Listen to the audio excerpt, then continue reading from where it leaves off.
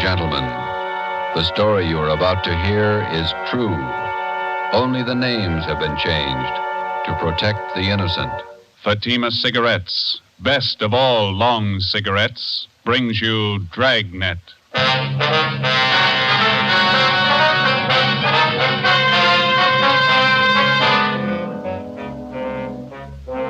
You're a detective sergeant. You're assigned to homicide detail. A small boy is reported missing from his home. His age, 9 years. Foul play is suspected. Your job, find him. If you want a long cigarette, smoke the best of long cigarettes. Smoke Fatima. Fatima is the long cigarette which contains the finest Turkish and domestic tobaccos superbly blended to make Fatima extra mild. And that's why Fatima has a much different, much better flavor and aroma than any other long cigarette. That's why Fatima is doubling and redoubling its smokers. So, if you want a long cigarette, smoke the best of all long cigarettes. Smoke Fatima.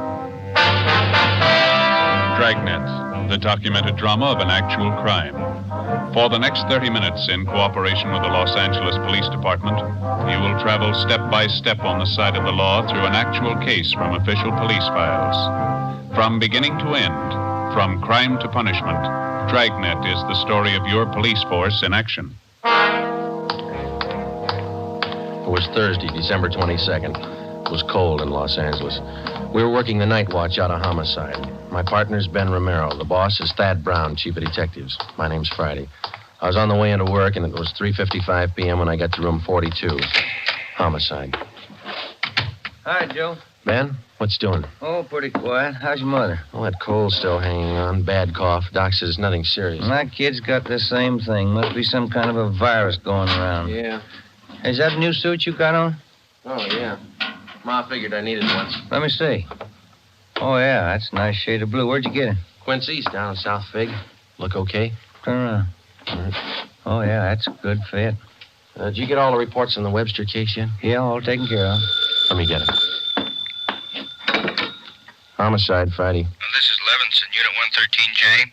Got something for you. Yeah, Harry, what's doing? Doherty and I are out here on Collis Avenue, 4656. Trying to track down a 9-year-old boy. What's the story? Kid's missing, suspicion of foul play. How long's he been gone? About 2 hours. Looks like a job for homicide. How do you figure? Kid was last seen playing in the backyard of his home. Yeah? We checked over the yard. Find anything? Bloodstains, lots of them. They look new. Ben and I left a message for Chief of Detectives Thad Brown. Then we went over to the crime lab, picked up Lieutenant Lee Jones, and drove out the Arroyo Seco freeway to Collis Avenue. It was an average neighborhood. Number 4656 was a one-story green stucco residence situated on the corner of Collis Avenue and Harrison Drive. Beyond the backyard was a tract of undeveloped land covered with scrub oak. Harry Levinson from Highland Park Juvenile was waiting for us in front of the house. Back this way, fellas. I'm coming, Lee. Wait till I get my bag. Okay. Who notified you that the boy was missing, Harry? The mother said she went out to do some Christmas shopping about 11 this morning, left the boy home. She came back about 2 this afternoon. He was gone. What's the name? Johnstone.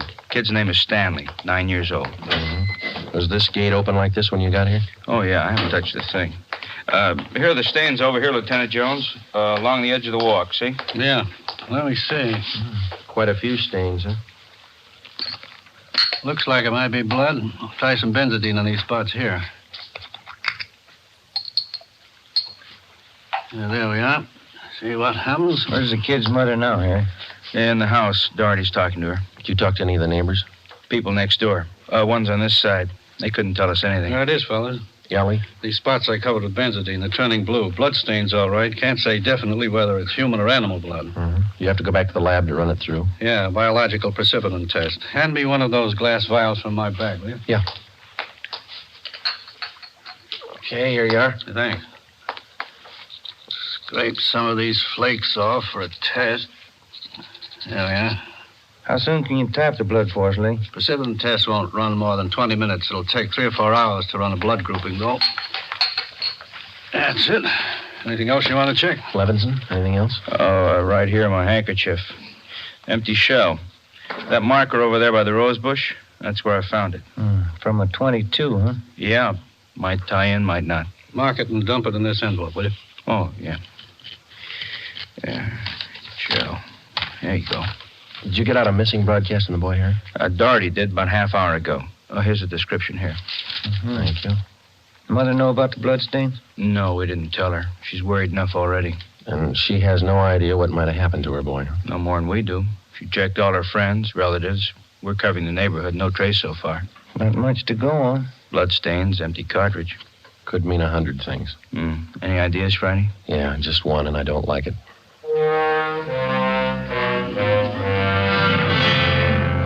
4:30 p.m., Thursday, December 22nd. The neighborhood search for 9-year-old Stanley Johnstone continued. Lee Jones went back to the crime lab to start the precipitant test and the blood grouping. Levinson and his partner Doherty from Highland Juvenile stood by. We called Chief of Detectives Thad Brown, and he ordered up a special detail to aid in the search for the missing boy. Ben and I questioned the boy's mother, Mrs. Ruth Johnstone, a woman in her early 40s. She seemed fairly calm under the circumstances. Miss Johnstone, is your boy Stan in the habit of wandering off without telling you where he's going? No, he's not in the habit of wandering off, but he has done it before. When was the last time, Miss Johnstone? You don't have any children, do you, Sergeant Friday? No, I'm not married.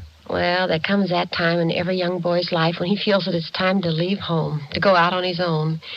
Usually happens somewhere around 8 to 10. I think I know what you mean. I got a boy. Well, then you know how it is. My husband and I scolded Stanley one day after school, and he was quite put out about it. He thought George and I were unfair. Packed a few of his things and left. How long was he gone? Oh, no time at all, about 2 hours. I was worried about him, but my husband said to leave him alone. Said every boy had to go through that stage. Well, then you think he's run away from home again this time? Yes, I think so. He's been gone about 4 hours now, and I have a funny feeling about it. Did you and his father have some misunderstanding with the boy recently? Well, that's just it. We haven't. I don't mind telling you now that we're talking about it. I am getting worried. Any place around that he might like to visit? Hobby shop, playground, where he might be? Yeah, there's Jensen's model shop and little Shanna Burrows, but I've already called him, and he hasn't been seen all day.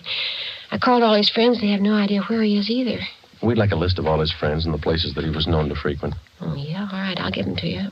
Where do you suppose he is? Where's your husband now, Miss Johnstone? Oh, he's at work. George works for the city. He's a fireman. What house is he stationed at? Engine Company 12. He's working the A platoon. He'll be home tomorrow morning. I haven't told him that Stanley's gone. Was there any chance that the boy might be down at the firehouse with his father? No. No, he seldom goes down there anymore. No, I don't think he's there. I'm awfully worried. May I call my husband? Certainly. Go right ahead.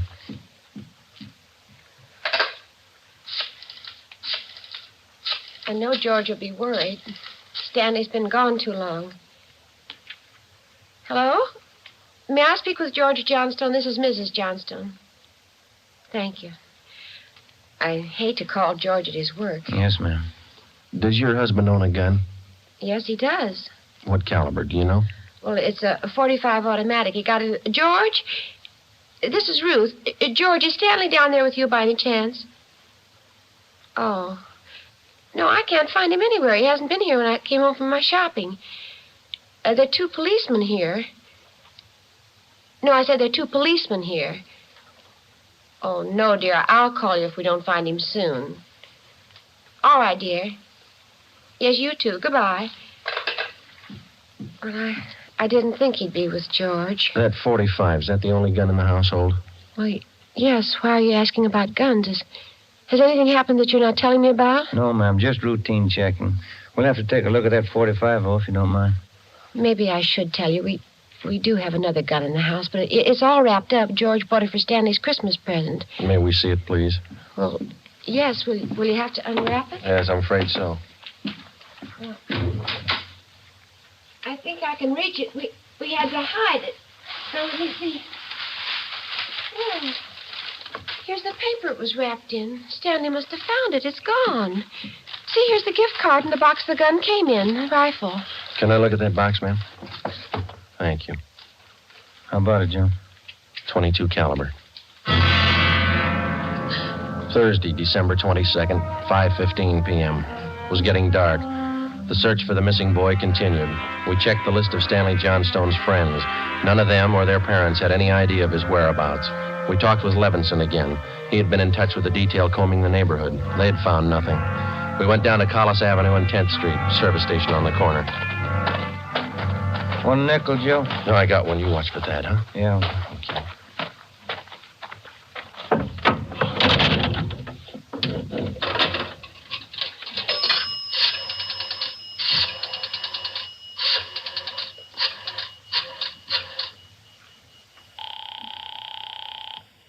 City Hall. 2667, please. 2667. Crime Lab, Jones. Hi, Lee. Joe Friday. Yeah, Joe. Any sign of the Johnson kid? No, not yet. How are you coming? Finished the precipitin test. It's human blood. Yeah? Working with the blood group now. Do you know what type the Johnson boy has? Well, we didn't want to upset his mother. I thought we'd wait till the last thing. We're still in the neighborhood. Check with the family physician. That way you won't disturb her. Yeah, we figured on that. Oh, just a minute, Lee. Yeah, Ben. Boss just pulled up. Okay. Thad Brown's out here now. I'll check you later, Lee, huh? Yeah, right, Joe. All right, goodbye.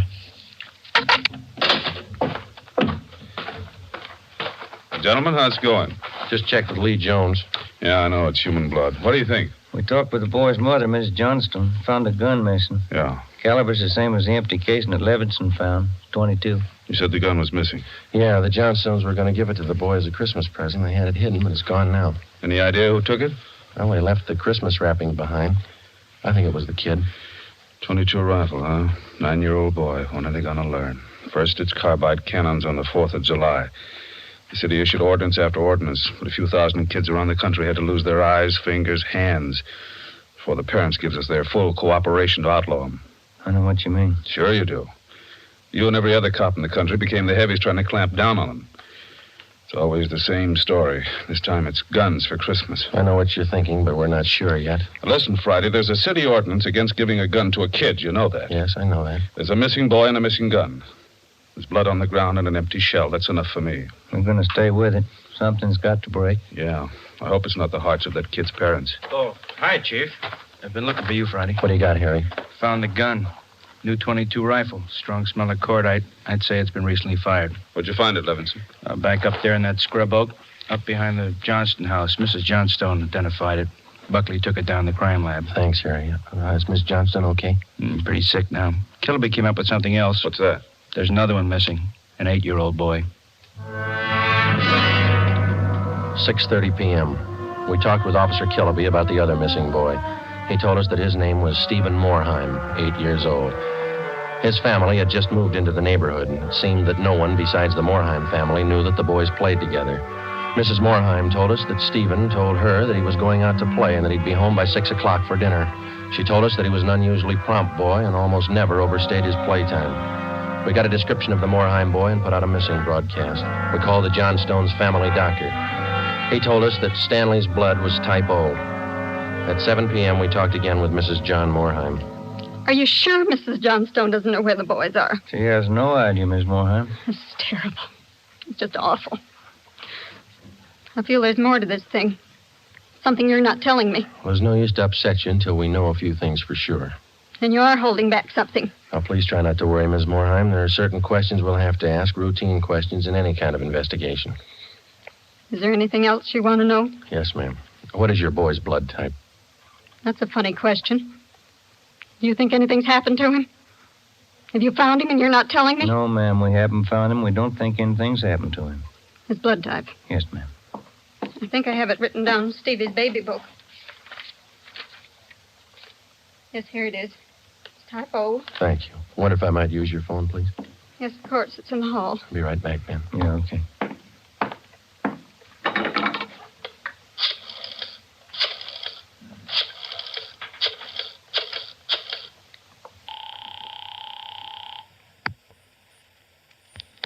City Hall. 2667, please. 2667. Crime Lab, Pinker. Hello, Ray. This is Friday. Lee there? Just a minute, Joe. Take 2, Lee. John speaking. Checking back, Lee. Did you get the blood types on the 2 missing boys? Yeah, both boys type O. So were the stains, Joe. Type O.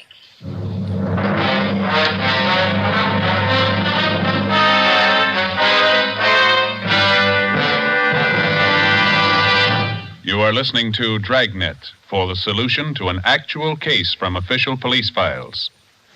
Now, here's a real solution to many of your Christmas shopping problems. If your friends smoke a long cigarette, give the best of long cigarettes, Fatima. Give Fatima for quality. The name Fatima has always stood for the best in cigarette quality. Give Fatima for flavor. Fatima has a much different, much better flavor and aroma than any other long cigarette. Give Fatima. They're extra mild. Yes, Fatima is the long cigarette which contains the finest Turkish and domestic tobaccos superbly blended to make Fatima extra mild. Yes, extra mild. So give Fatima for Christmas in the attractive golden yellow carton. It's the long cigarette that has doubled and redoubled its smokers. Yes, more and more smokers every day agree.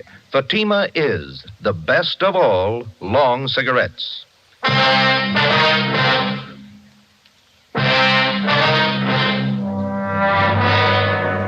p.m., Thursday, December 22nd. Still no sign of either of the missing boys.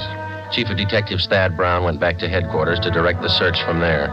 He dispatched another detail of 50 men to aid in the hunt for the missing youngsters. 8:30 p.m. It was getting colder. The citrus growers were warned to expect a freeze. We went up the block to see Mrs. Johnstone. Her husband had quit work early and returned home. We talked with him. He could tell us nothing more than we already knew. We still had not informed either of the families about the bloodstains and the empty cartridge casing which had been discovered in the backyard of the Johnstone home. It was more than possible that they had a right to know about our findings, but Ben and I felt that there was no cause to add to the distress of the two families at this time. If the two missing boys were found alive and well, then the bloodstains in the cartridge case would be of no concern to the relieved parents. At 8:40 p.m., Ben and I left the Johnstone house and went to the home of Mr. and Mrs. John Moorheim. Miss Moorheim, you said your husband worked at a market? Yes. He telephoned about 15 minutes ago and said he was closing up right away. He'll be here any minute. I do wish Stevie would call or come home. It's so cold out tonight. All he had on was a thin cotton jacket. Please try not to worry. We're doing everything we can. He's going to be all right. Stevie's father's such a sensitive man. He and the boy are so close. I know he's terribly upset. No, you're sure there's no place you might have forgotten? Someplace where the boy might be? No place. No. If anything happened to the boy, it'll just kill Joe. No. You sit still. I'll get it, Miss Moorheim. Joe? Hi, Harry. The Johnstone kid. He's been found.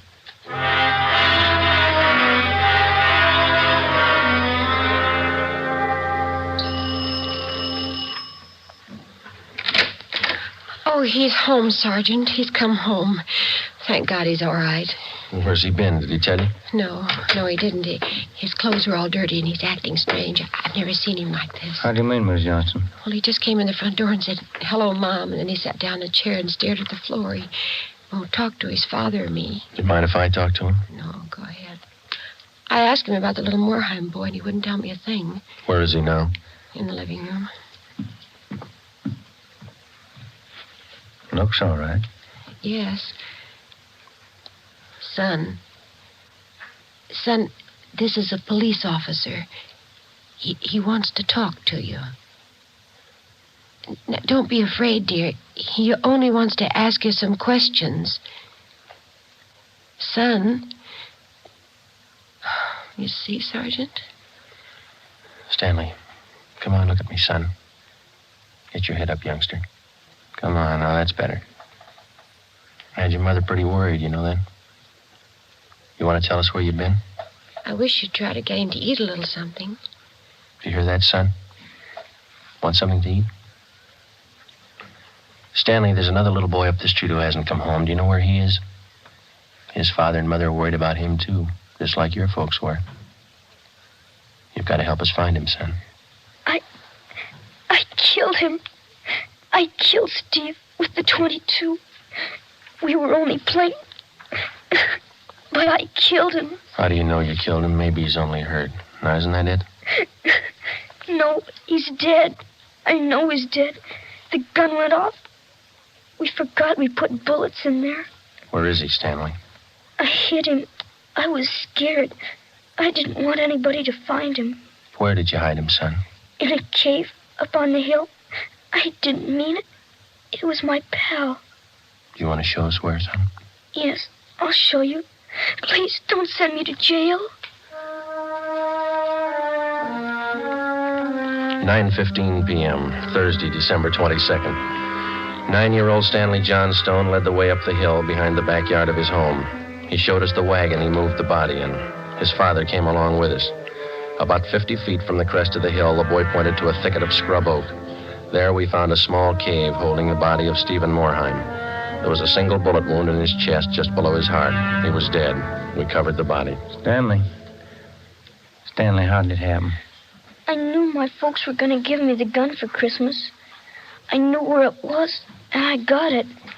There was a box of bullets with it. Were you pointing the gun at Stephen? No, sir. No, sir, I wasn't. It was Steve's turn to play with it. I was chasing him. He tripped over the stump there in our backyard and fell. The gun hit him in the stomach, and it went off. Why do you think you killed him if you're telling us the truth? I'm telling the truth, honest. That's the truth. All right, I believe you, son, but why do you think you killed him? It was my gun. Steve would still be alive if I didn't go and get it. I should have waited till Christmas. It's all my fault. Where have you been all this time? In the cave with Steve. What were you doing in there, son? I was praying. I was praying for God to make him alive again.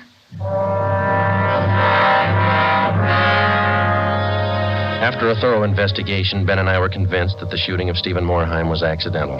Lieutenant Lee Jones' findings substantiated the Johnstone boy's story even to the smallest detail.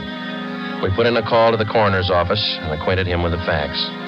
He designated a local mortuary to handle the body pending autopsy and granted us permission to remove the body to the Morheim home. Mrs. Morheim collapsed. The family doctor was called. Ben and I sat in the living room to wait for John Morheim, the dead boy's father. Edith! Edith! Mr. Morheim? Yes. You the police? Yes, sir. Where's Edith? Where's my wife? Has my boy come home? Have you found him? Yes, sir. Oh, where is he? Steve! Stevie! Where's Steve? He's hurt, isn't he? Yes, sir. Oh, where is he? I want to see him. He's hurt bad, Mr. Morheim. Oh, where is he? I want to see him. He's in his room. How bad? Pretty bad. He's dead. All right if I go in? If you want to. Will you go with me? Sure. Don't make it any harder on yourself, Mr. Morheim. I want to see my boy. Stevie. Mr. Morheim. Stevie.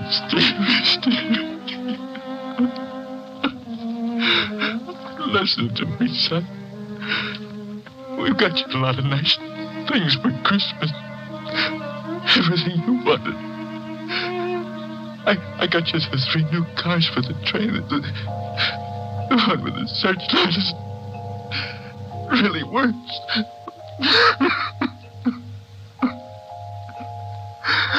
Son, you got that new switch you wanted to it. A lot more track.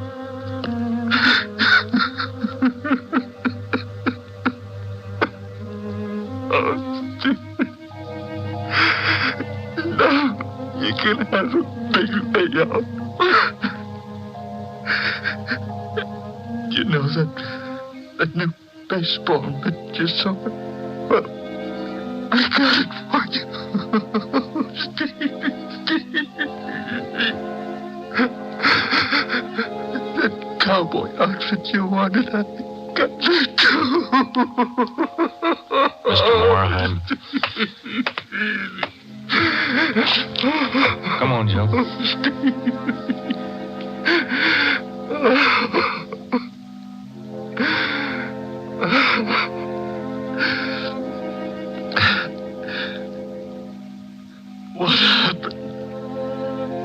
was an accident. He was playing with the Johnstone boy up the street. Playing with a gun. It went off. What was the other boy's name? Stanley Johnston. It was an accident. Mr. Morheim, where are you going? I want to see that boy. We had no idea what the dead boy's father had in mind. We didn't feel that we should try to restrain him. We went along with him up the street to the Johnstone home.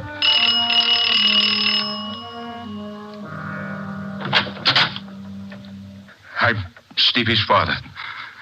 Where's your boy? I'm sorry. Where's your boy? He's right here. Won't you come in? It's all right, Miss Johnstone.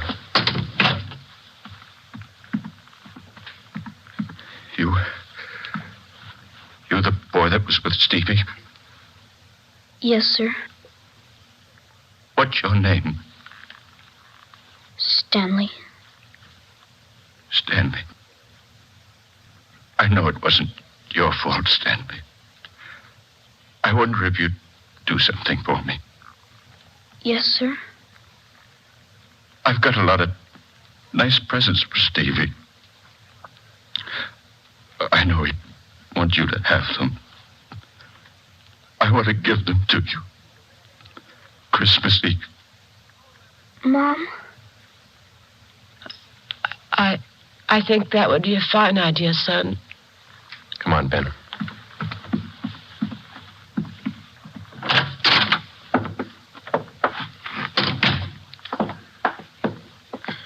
Well, what does it all prove, Joe?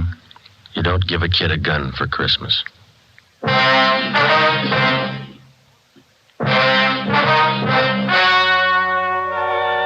The story you have just heard was true. Only the names were changed to protect the innocent. On December 24th, 1948, a coroner's inquest was held in the county morgue, city and county of Los Angeles, state of California. In a moment, the results of that inquest. Now, here are authentic reports from all over the country that tell the story of Fatima's sensational increase in popularity. New York Division. Fatima sales up 132%. Chicago Division. Fatima sales up 453%. Los Angeles Division. Fatima sales up 545%. More and more smokers agree Fatima is the best of all long cigarettes. So enjoy Fatima yourself and give extra mild Fatimas for Christmas in the attractive golden yellow carton. Everyone who smokes Fatima says that this great new long cigarette is the best of all long cigarettes.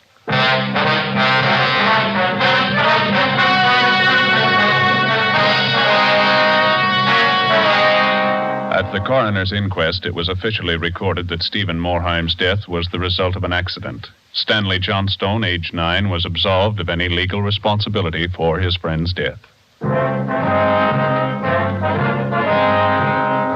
You have just heard Dragnet, a new series of authentic cases from official files. Technical advice for Dragnet comes from the Office of Acting Chief of Police W.A. Wharton, Los Angeles Police Department. Dragnet honors Hennepin County, Minneapolis, state of Minnesota, and the men of the Hennepin County Sheriff's Office, another of America's great law enforcement agencies. One of these men, Sheriff Ed Ryan, veteran police officer and department administrator, who dedicates his life to making yours more secure. Fatima Cigarettes, the best of all long cigarettes, has brought you Dragnet, portion transcribed from Los Angeles. Be sure to hear songs by Morton Downey tonight on NBC.